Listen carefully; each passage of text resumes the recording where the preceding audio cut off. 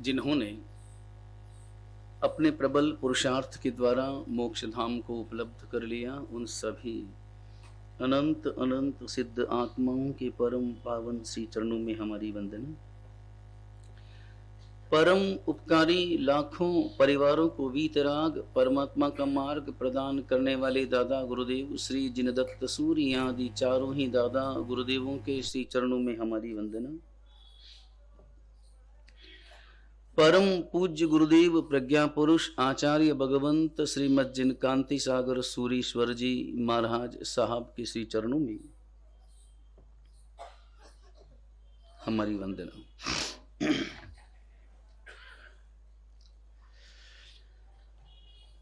परमादिराज पर्युषण महापर्व का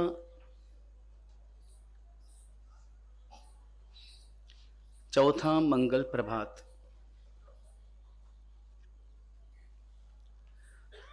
तीन दिन पूरे हुए। आज के बाद हमारे पास अब केवल 4 दिन शेष बचे हैं आराधना के लिए, साधना के लिए, शिखर पर ध्वजा फहराने के लिए।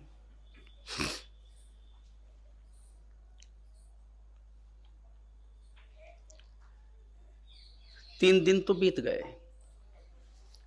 एक एक करके 8 दिन भी पूरे हो जाएंगे और ऐसे न मालूम कितने पर्युषण पर्व भी हमने अपने जीवन में पूरे किए हैं।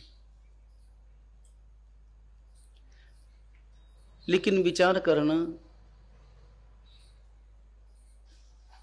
कि ये दिन हमारे लिए स्वर्णिम बने या नहीं। इन दिनों की जो आराधना है, जो साधना है, जो भक्ति है, शास्त्रकार भगवंत कहते हैं अन्य क्षेत्रे कृतम पापम तीर्थ क्षेत्रे विनश्यति और तीर्थ क्षेत्रे कृतम पापम वज्रलेपो भविष्यति। अन्य स्थानों में किए गए पाप तीर्थ स्थान पे आके नष्ट हो जाते हैं और तीर्थ स्थान पे किए गए पाप वज्रलेप बन जाते हैं। इस गाथा को थोड़ा सा परिवर्तित करें, तीर्थ के स्थान पर पर्व शब्द को स्थापित करें। अन्य दिवसे कृतम पापम पर्व दिवसे विनश्यति और पर्व दिवसे कृतम पापम वज्रलेपो भविष्यति। अन्य दिनों में किए गए पाप पर्व दिनों में नष्ट हो जाते हैं, लेकिन पर्व दिनों में किए गए पाप वज्रलेप बन जाते हैं। और ये तो महापर्व है। महापर्व के दिनों में तो एक ही घंटनाद हमारे हृदय में गूंजना चाहिए, एक ही विचारधारा कि मुझे अपनी आत्मा का कल्याण करना है। शरीर के लिए, संसार के लिए, संपत्ति और सत्ता के लिए, सुख और सुविधाओं के लिए मैंने अनंत जन्म खोए हैं, बिताए हैं। यह जन्म आत्मा के लिए मिला है। मुझे आत्मा का कल्याण करना है और कल्याण करने के लिए 5 चीजें जरूरी है। नंबर 1, किसी भी व्यक्ति को चलना हो, आगे बढ़ना हो, विकास करना हो, तो उसे रास्ता चाहिए। बिना रास्ते पर, बिना अगर रास्ता ही नहीं होगा तो कहां से चलेगा? रास्ता चाहिए।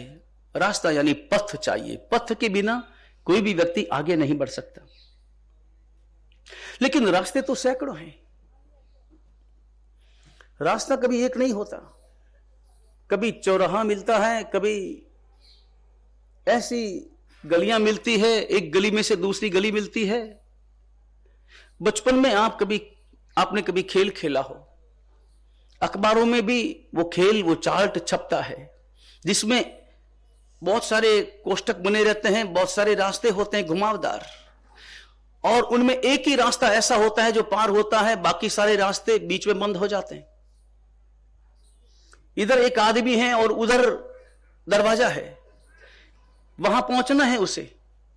वहां पहुंचने के लिए यहां से उसे प्रस्थान करना है, यहां से रवाना होना है, और यहां से बहुत सारे रास्ते हैं।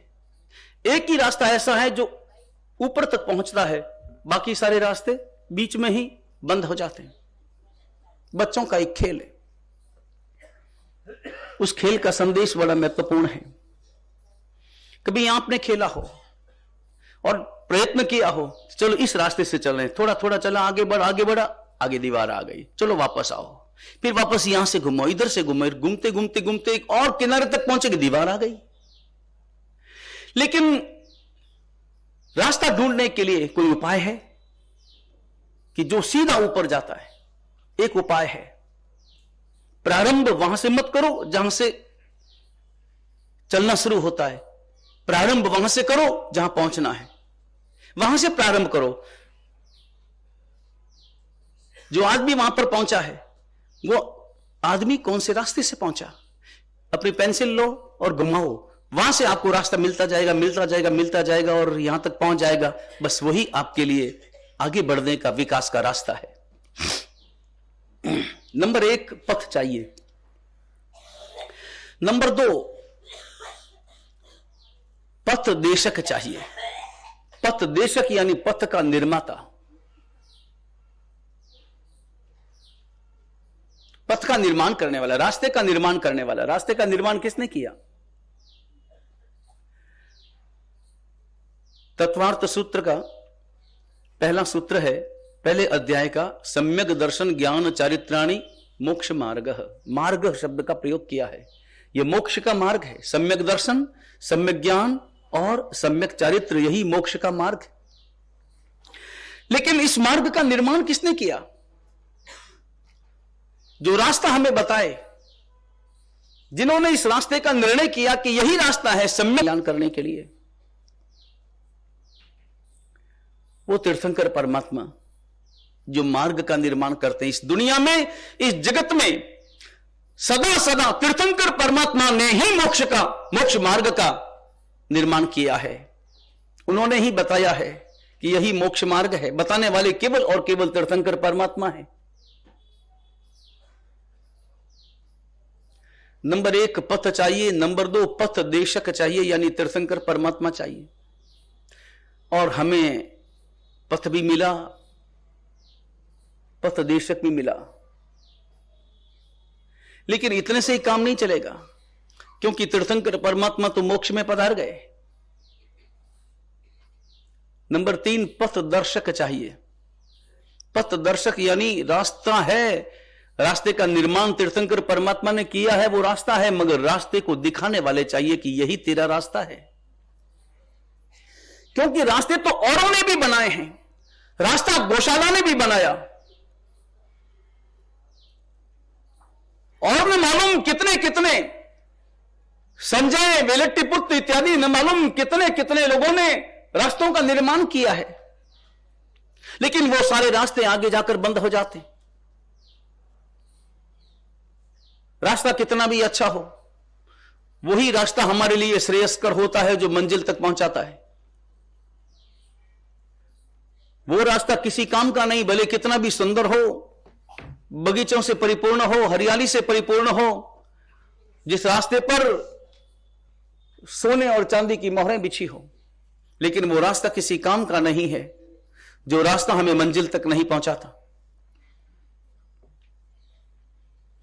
रास्ते तो बहुत, लेकिन हमें हमारा रास्ता बताने वाले कौन? क्योंकि बहुत बार ऐसा होता है कि रास्ते एक जैसे मालूम पड़ते हैं, एक जैसे रास्ते मालूम पड़ते हैं, तो उनमें अपना रास्ता कैसे खोजना और कौन बताएगा? हमारे पास में तो इतना अनुभव नहीं है, ऐसी दृष्टि नहीं है, ऐसा बोध नहीं है। इसलिए नंबर 3 पथ दर्शक चाहिए। पथ दर्शक यानी गुरु भगवंत चाहिए। गुरु भगवंत ही हमें मार्ग दिखा सकते हैं, हमें अपना सच्चा मार्ग बता सकते हैं कि यही हमारा सच्चा मार्ग है। पथ चाहिए, रास्ता चाहिए, रास्ते के निर्माता चाहिए, और रास्ते को दिखाने वाले, अंगुली निर्देश करने वाले चाहिए। और नंबर 4, रास्ता कितना भी अच्छा हो, रास्ता दिखाने वाले भी हों, मगर कोई चलने वाला ना हो तो? चलने वाला तो चाहिए ना। चलने वाला ही अगर ना हो तो रास्ता किस काम का? पथिक चाहिए। पथ, पथदेशक, पथदर्शक और पथिक चाहिए। पथिक अगर ना हो, हम स्वयं पथिक हैं कि नहीं यह विचार करना है। पथिक यानी उस रास्ते पर चलने वाला, वही पथिक है, वही सच्चा पथिक है। दूसरे रास्ते पर चलने वाला तो भटकने वाला यात्री, प्रवासी है। दूसरे रास्तों पर चलता है और भटक जाता है। वो दूसरे रास्ते जितने मोहक हैं उतने ही घुमावदार हैं और उतने ही आपको भटकाने वाले हैं। वो रास्ते आपके काम के नहीं है। वो रास्ते भले आपको सुविधाएं दे दे, भले पल भर के लिए आपके हृदय में खुशियां भर दे, भले वो थोड़ी देर के लिए आपको लगे कि कितना अच्छा है, कितना सुख मिल रहा है, और वो रास्ता ऐसे ही है जैसे मान लो पंखा चले, एसी चले, थोड़ी देर के लिए चले, लगे कि बहुत अच्छा है, मगर जो ही एसी से बाहर जाओगे और गर्मी में आओगे तो ही बीमार पड़ जाओगे।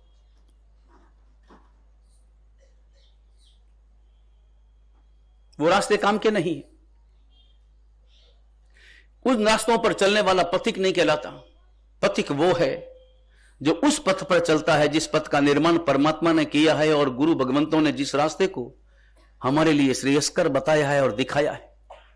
इसलिए पथ चाहिए, पथदेशक चाहिए, पथदर्शक चाहिए और नंबर 4 पथिक चाहिए।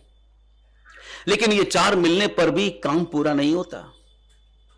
हम बहुत बार पथिक भी बने हैं, बहुत बार हमने संयम लिया है, बहुत बार हमने, शास्त्रकार भगवंत कहते हैं कि मेरू पर्वत में जितना भार, जितना वजन, उतने वजन के बराबर तो रजोवरण हमने धारण कर लिए, मगर फिर भी आत्मा का कल्याण नहीं हुआ। वहां पर पथ भी मिला, पथ देशक भी मिले, पथ दर्शक भी मिले और मैं पथिक भी बना, मगर फिर भी काम नहीं हुआ, क्योंकि 5वां तत्व उनके पास में नहीं था।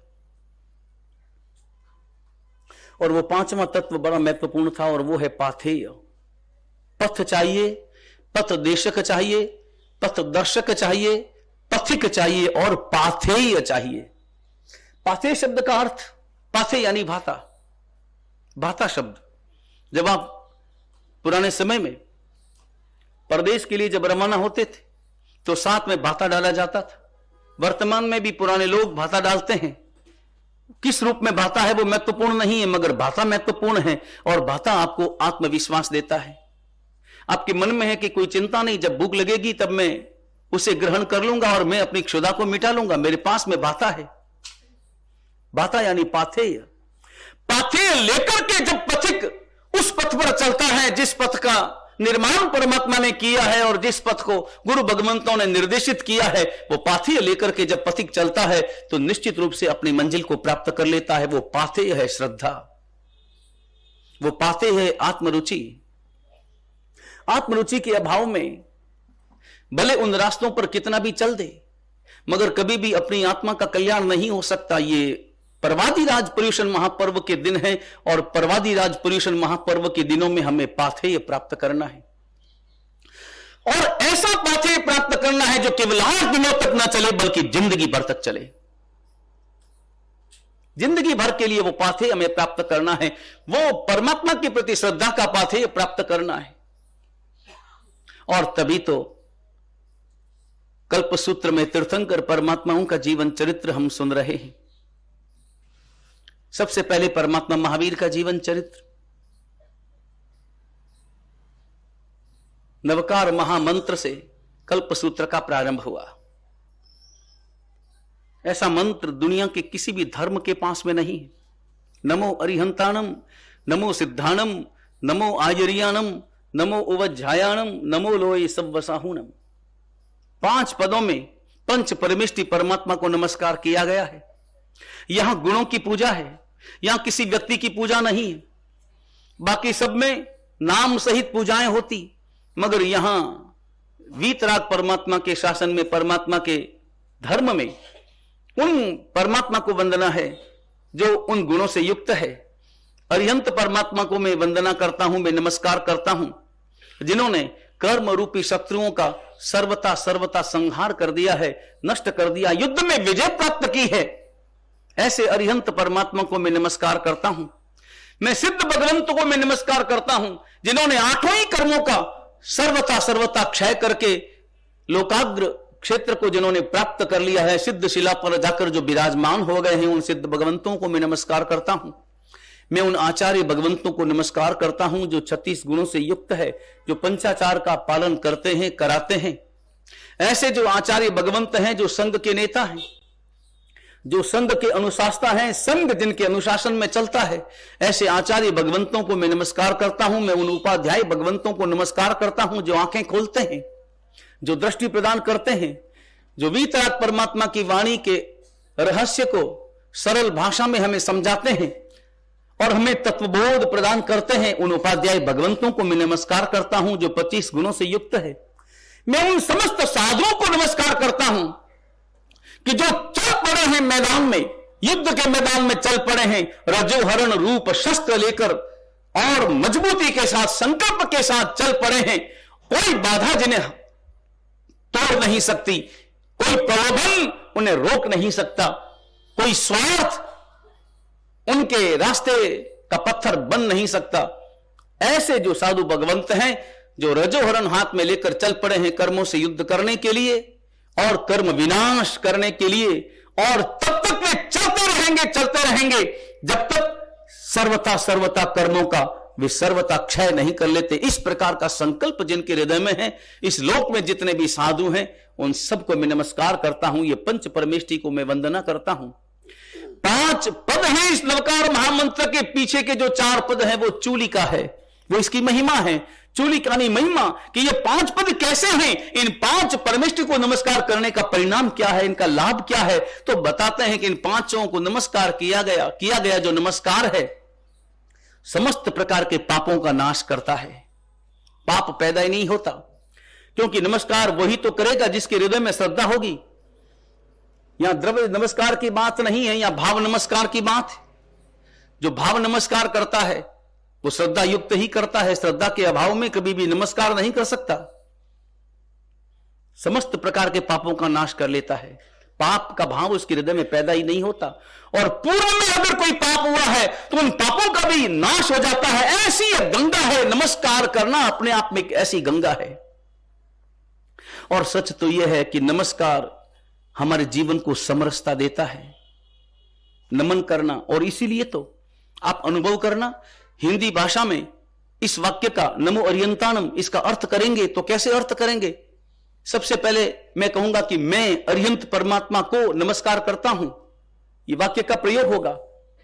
नमस्कार करता हूं बाद में, किसको नमस्कार करता हूं? पहले। नमस्कार करने वाला कौन है? वो और सबसे पहले। नमस्कार करने वाला कौन? कि मैं। किसको नमस्कार करना है? कि अर्यंत परमात्मा को, सिद्ध आचार्य उपाध्याय और साधुओं को। क्या करना है? कि नमस्कार करना है। तो क्या करना है वो बाद में। करने वाला कौन? कि मैं। किसको करना है? वो पहले, और उसके बाद में क्या करना है वो। लेकिन प्राकृत भाषा में, प्राकृत भाषा का ये जो मंत्र है, इस मंत्र में नमो पहले है, अर्यंतानम बाद में है। सबसे पहले झुको, पहले नमस्कार करो। किसको झुकना है वो बाद में देखना, पहले सबसे पहले तुम विनय का भाव तो अपने अंतर में लाओ। और इसीलिए तो जिन धर्म का जो प्रारंभ है, वीतराग परमात्मा के शासन का जो प्रारंभ है, वो विनय से है। और किसी परंपरा में इस प्रकार का विधान नहीं है। जैन परंपरा में यह विधान है कि सारे साधु परस्पर वंदन करते हैं और वंदना करके अपने अंतर के विनय भाव को प्रकट करते हैं। नमो सबसे पहले है, पहले मैं नमस्कार करता हूं। इन 5 को किया गया नमस्कार समस्त प्रकार के पापों का नाश करता है। और इस दुनिया में जितने भी मंगल है, वो द्रव्य मंगल हो चाहे भाव मंगल हो, मगर उन सब में प्रधान मंगल यही है, नवकार महामंत्र। नवकार महामंत्र गिनो जब भी उठो, नवकार महामंत्र गिनो जब भी भोजन करो तब नवकार मंत्र है, सोने से पहले नवकार मंत्र है, किसी काम के लिए जाओ तो नवकार मंत्र है, किसी व्यक्ति से मिलने जाओ तो नवकार महामंत्र है।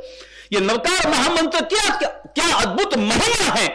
शास्त्रकार भगवंतों ने इस कल्प सूत्र में श्रीमती का बड़ा सुंदर उदाहरण उपस्थित होता है। एक श्राविका थी, एक बालिका, और बालिका बड़ी हुई, उसके हृदय के भाव दीक्षा के, लेकिन उतने मजबूत नहीं, और मजबूती के अभाव में वो अपने भाव व्यक्त नहीं कर पाई। और माता पिता का मोह भी, ममत्व भी, और ममत्व के कारण से विवाह कर दिया।